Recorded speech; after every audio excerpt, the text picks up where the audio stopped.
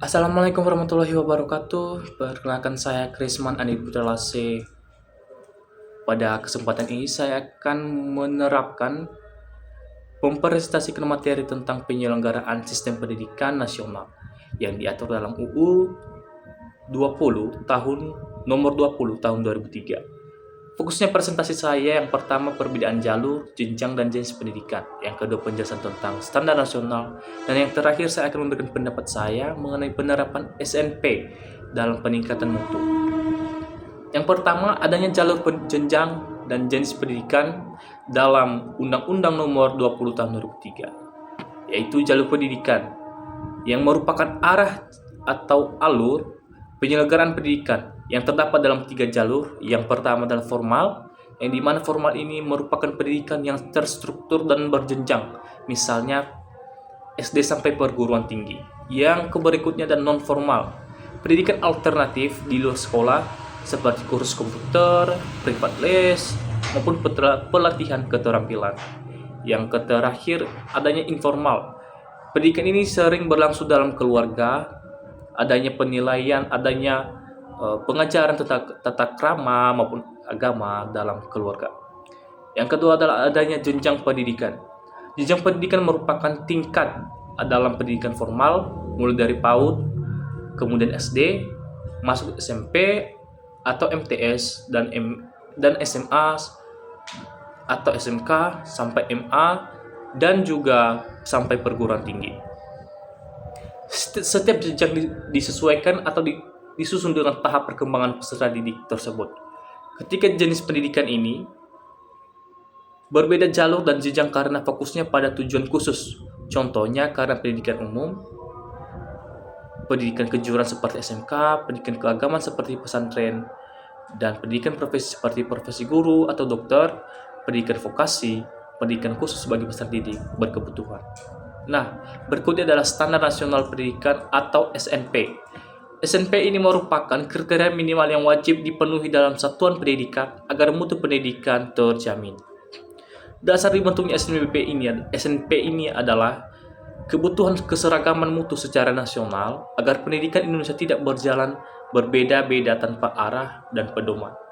Fungsi dari SNP antara lain sebagai pedoman dalam perencanaan pendidikan, pelaksanaan pembelajaran, pengawasan dan evaluasi, agar seluruh proses pembelajaran seragam dan dapat dikontrol.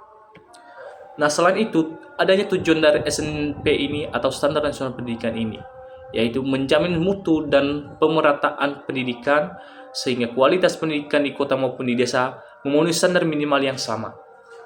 Yang ketiga adalah adanya prinsip dari SNBP yang mencakup bersifat holistik, mencakup kurikulum, pendidik, sarana penilaian, pengelolaan, dan pembiayaan.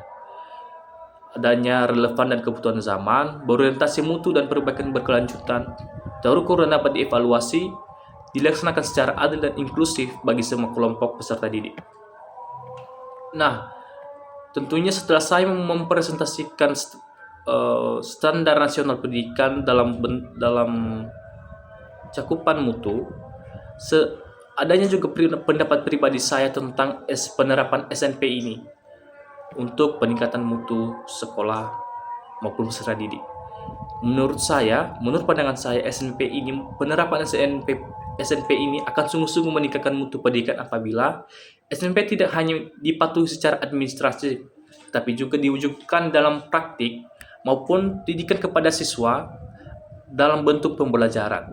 Sebagai contohnya, dalam aspek jenjang PAUD, pada aspek standar proses, guru tidak menggunakan metode hafalan, tetapi juga dengan metode permainan belajar yang disesuaikan dengan karakteristik usia anak. Yang kedua adalah pada standar penilaian, perkembangan anak tidak diuji dalam melalui tes, melainkan melalui observasi, dokumentasi hasil karya, dan portofolionya. Yang berikutnya adalah pada standar pendidikan. Guru PAUD diwajibkan memiliki kompetensi pedagogik sesuai dengan perkembangan usia dini. Efeknya, anak tidak hanya akan mendapatkan kemampuan akademik, tetapi juga dapat membentuk karakter, cara bersosial, emosionalnya, dan kesiapan belajar. Sehingga demikian, SNP ini akan benar-benar berfungsi meningkatkan kualitas pembelajaran baik dalam aspek moral maupun mutu dalam peserta didik, dan bukan hanya akan menjadi sekedar dokumen saja. Baik, mungkin saja dari sekian dari presentasi saya mengenai penyelenggaraan sistem pendidikan nasional, sehingga saya dapat menyimpulkan bahwasanya struktur pendidikan standar mutu, pelaksanaan, serta pelaksanaan prinsip SNP ini merupakan instrumen penting untuk menjaga kualitas pendidikan secara nasional maupun dalam aspek internasional. Baik, sekian saja. Terima kasih atas perhatian dari saudara-saudara. Meluangkan waktu untuk menonton video saya. Saya akhiri dengan mengucapkan Waalaikumsalam warahmatullahi wabarakatuh.